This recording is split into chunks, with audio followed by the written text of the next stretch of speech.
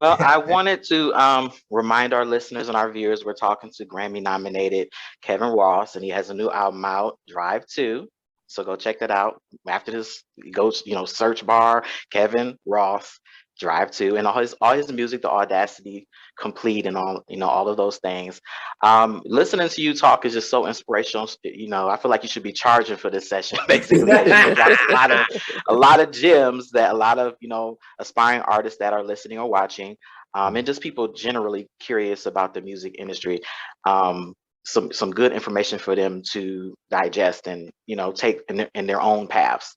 Um, what I wanted to ask you though is, many American artists are loved enough to um, be asked to perform overseas, Yeah. and you have joined the ranks of those artists. You have been performing overseas. So my question to you is, how exciting was that? How did you feel about being asked to perform outside of the U.S., and were you nervous about performing outside of the New York, the U.S.?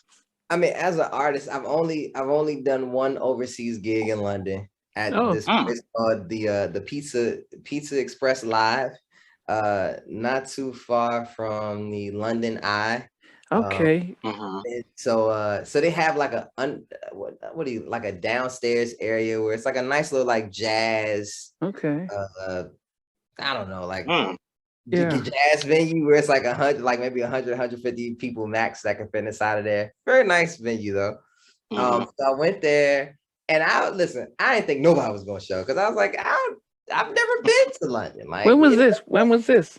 this was 2019. This is Okay. 2019. I Yeah, Okay. went I think I've to seen clips on YouTube, if I'm not mistaken. Yeah, I went to London, and they really showed up, like they filled that room. And I don't know if it was they filled the room because of the fact of just out of sheer curiosity, or because of the fact that they actually like a song, right? Hmm. But I've met some really great people, and just the energy and the reaction of it, that was so welcoming. This be like, you gotta come back, and then COVID hit. But I'm Yeah. saying, Yeah. like, great experience. Yeah. Yeah. I mean, there's an appreciation for R&B here in the UK. I mean, and there's an interview with Tevin Campbell who says he likes to travel outside because we don't. I'm here in the UK. We don't get to see Keith Sweat every week in New Yeah. Edition. We're not seeing them and Jodeci. No. So when we do get somebody showing up, that's why Blacks really come around a lot and it gets packed out because we don't get this a lot, and we don't have a lot of R&B. We're now getting a new wave of R&B British homegrown artists, Yeah. but still who actually are competing with the American artists. So yeah, there's an appreciation for good R&B music. So that's probably more so people just appreciating your stuff. And I guess with that though, just what would you tell the generation of R&B fans who keep clinging on to the 90s and say, "Oh, 90s, if you're not from the 90s, we're not going." What would you Yeah. tell us? And I'll hold my hands. I'm one of those who, don't haven't listened to so much new stuff just because we felt like it got ripped away from us and Mm. our 90s. But what would you tell us about the type of music that you and your contemporaries, and I'm mentioning even the females like Summer Walker, Scissor, her, and all these others who are making music. What would you tell us about how your music might be a little bit different from the 90s, but still is worth investing in? I think that the most important thing that people have to understand is it's not necessarily about the sound, but the perspective, right? It's our stories that are different. We're in a different time frame where the 90s, is, girl, all you gotta do is call me, pick up the phone, you know what I'm saying? And whatever, or, Mr. Telephone Man, it's like there ain't no party lines no more. You know what I'm saying? Right, So right. even the you know what I mean? Like two-way page me and all that stuff. Like, so even things like that, like that was Right. for that time. And so the beauty of the 90s was is that they made some classic records. They made a lot of classic records. And so what my generation did was become fans and students of it. The missing part to that Hmm. is the evolution, right? To say we are fans of this. And now here's our thing. You know what I mean? Like the transformed and morphed version of it. And you've have artists that have successfully done it.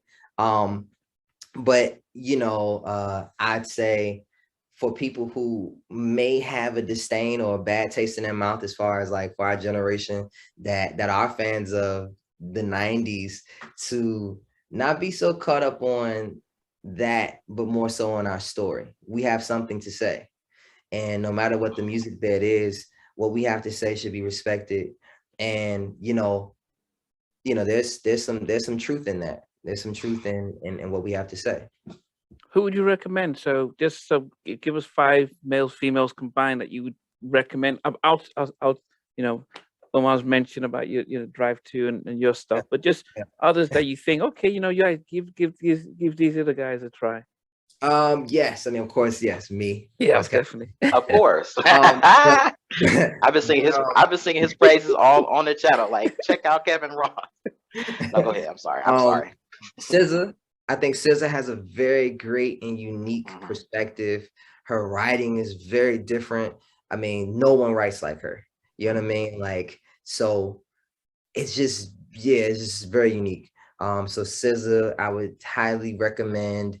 I'm trying to think of obviously Bruno Mars. You know what I mean? Like Bruno Mars is. Well, I don't count Bruno because okay, so we don't. He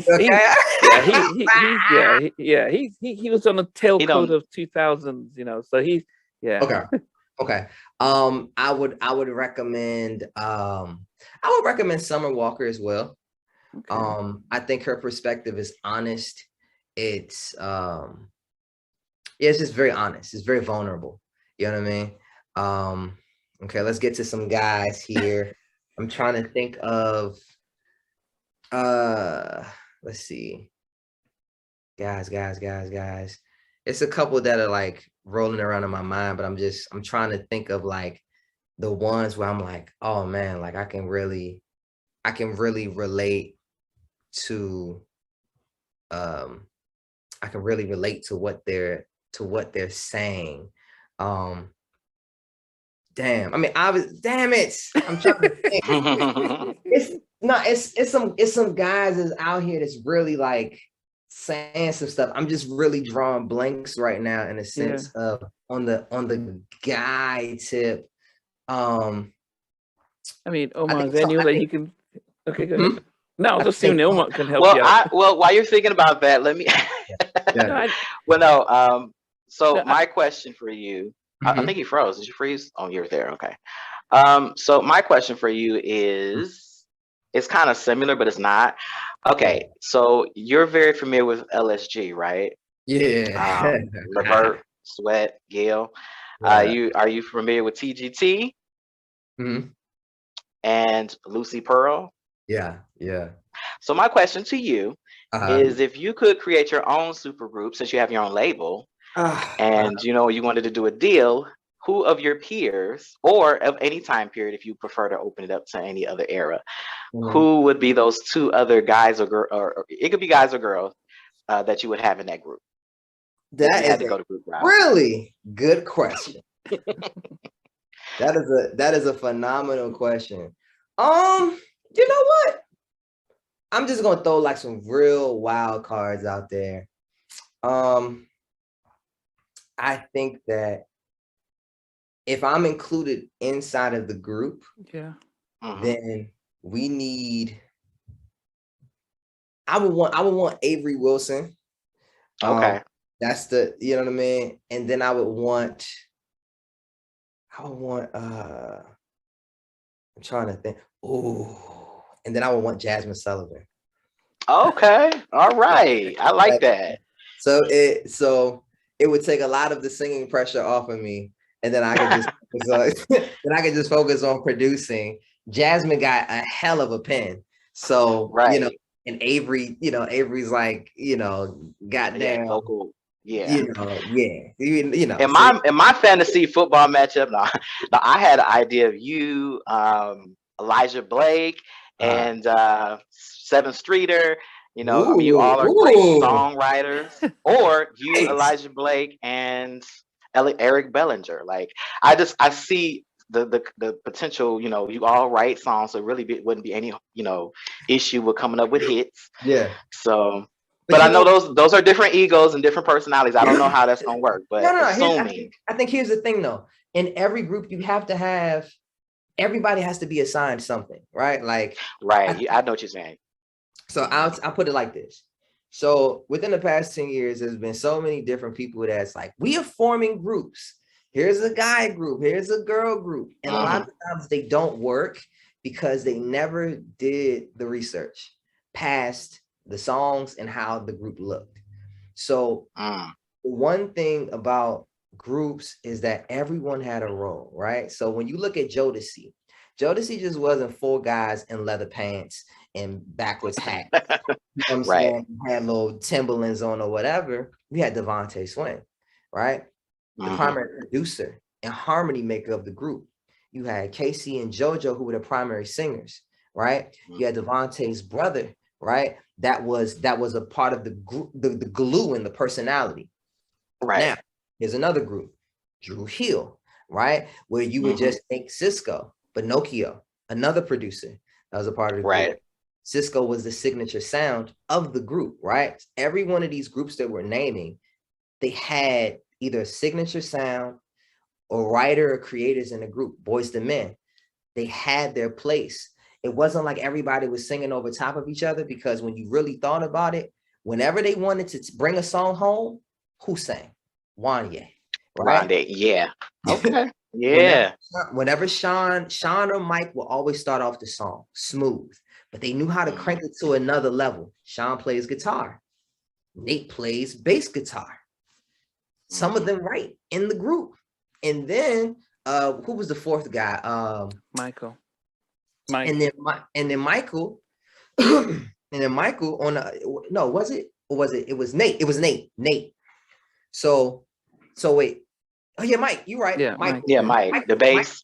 So Michael was more the business guy, right? He was the one that was shaking hands and moving around, right? So you have all of these different personalities, but they benefit each other. Even with Lucy Pearl, that was more of an inward, debacle, but it would have worked because you had Raphael Sadiq, who's a great songwriter, a great musician, but then you bring in what's the old boy from a Tribe Called Quest?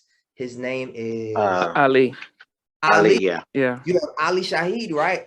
That's a producer, a beat maker that's known for making slaps and have a great ear, and then you have an amazing lead singer, like, you know what I mean? Don Robinson. Don Robinson from En Vogue, right? So they all played separate roles, but when you have a group where everybody sings equally, everybody looks equally, everybody dances equally, nobody does anything else but just that, you're bound to fail because you've never done the research on what made successful groups. Everybody has a different job.